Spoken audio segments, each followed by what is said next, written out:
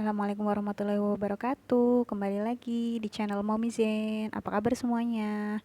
Aku di sini mau share ya tentang tips hemat ala aku yang aku praktekin di kehidupan aku, dan semoga tips dari aku ini bermanfaat juga buat mommy-mommy semuanya. Ini berdasarkan pengalaman pribadi aku sendiri ya. Dulu aku boros banget sama namanya keuangan.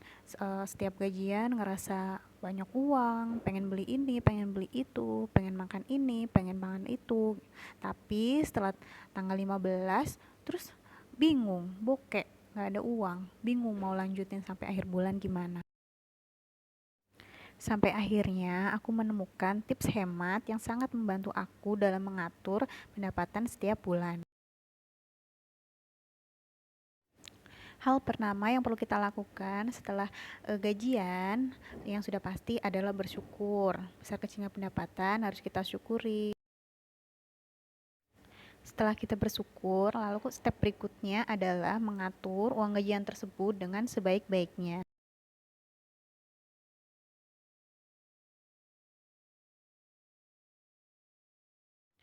Nggak harus punya gaji besar kok kalau mau menabung.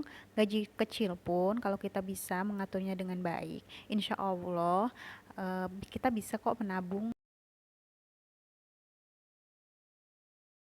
Yang penting kita tahu cara hidup hemat supaya walaupun gaji kita kecil tapi tetap bisa menabung.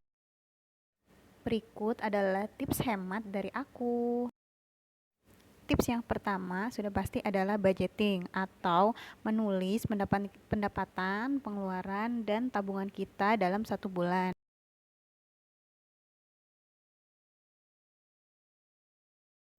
Jadi sebelum gajian, kamu harus punya catatan pendapatan, pengeluaran, dan tabungan setiap bulan.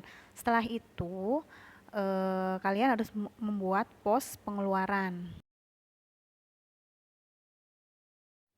Pos pengeluaran itu terdiri dari tabungan, pengeluaran wajib, dan kebutuhan dalam satu bulan. Untuk contoh pos pengeluaran, aku bikin di next video ya. Selalu usahakan untuk tabungan selalu di awal ya, minimal 10% dari pendapatan kita.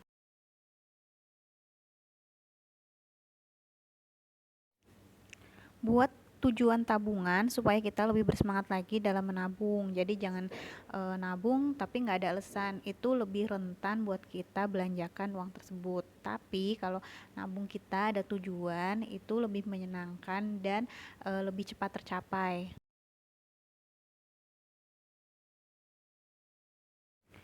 Review catatan budgeting setiap bulan supaya kita tahu apakah bulan ini bisa nabung atau malah nombok.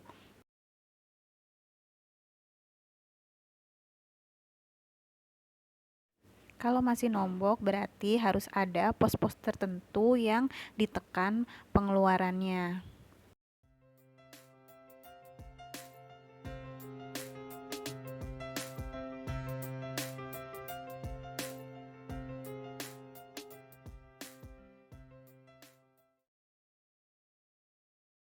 Tips yang kedua adalah belanja sesuai kebutuhan. Gimana sih caranya biar kita belanja sesuai kebutuhan? Yaitu sebelum belanja kamu harus cek dulu mana barang yang memang benar-benar habis dan perlu dibeli. Setelah kamu cek, kamu tulis barang-barang yang memang kamu butuhkan dalam satu bulan ke depan. Jadi selalu usahakan untuk membawa catatan apa yang perlu dibelanjakan supaya kamu menghindari dari belanja impulsif.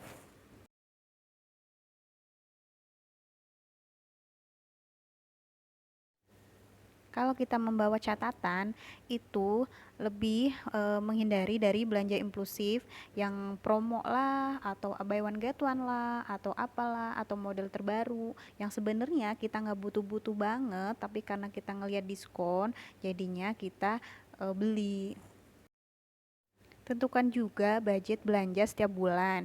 Jadi kalau memang budgetnya 200 atau 300, ya udah. Kalau udah habis ya kamu nggak usah beli barang lagi gitu. Usahakan untuk belanja bulanan itu cukup 1 bulan sekali ya. Karena kalau kamu keseringan ke tempat pembelanjaan, swalayan atau mall, itu nggak menutup kemungkinan kamu akan beli-beli barang yang sebenarnya kamu nggak butuh, tapi karena bentuknya yang lucu atau diskon, kamu jadi beli. Tips yang ketiga adalah masak sendiri. Sebenarnya kalau kita perhatikan, pos yang paling besar pengeluarannya adalah makan. Karena saat kita pagi-pagi makan, siang lapar, siang makan, sore lapar, lapar makan, malam pun pengen ngemil. Jadi kalau kita usahakan untuk masak sendiri, itu bakalan lebih hemat banget. Nah, kalau kamu yang setiap harinya pusing mau masak apa, nah kalian harus wajib coba untuk bikin meal plan setiap minggu.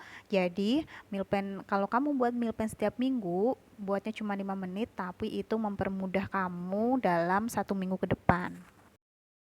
Setelah kamu buat meal plan, terus kamu tulis bahan-bahan yang kamu butuhkan dalam 1 minggu atau 3 hari ke depan, dan kamu bisa stok untuk di rumah. Jadi kamu nggak bolak-balik untuk ke tukang sayur, dan itu lebih hemat tenaga. Dan untuk daerah kalian yang airnya bisa diminum, alangkah baiknya kalian coba deh masak air minum sendiri. Itu bakalan lebih hemat banget. Tapi dengan catatan, air di rumah kalian itu tidak berbau, tidak berasa, dan tidak berwarna ya, supaya aman dikonsumsi. Kalau lagi tidak sibuk, boleh loh kalian coba buat bikin cemilan sendiri. Itu bakal lebih sehat dan lebih hemat. Tips hemat yang terakhir adalah penggunaan listrik, air, dan gas.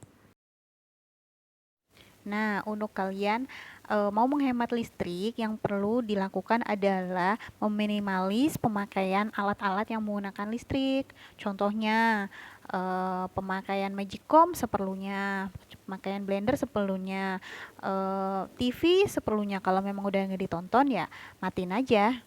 Lampu juga kalau sudah tidak digunakan, matiin aja lampu-lampu kamar, lampu-lampu yang memang tidak diperlukan.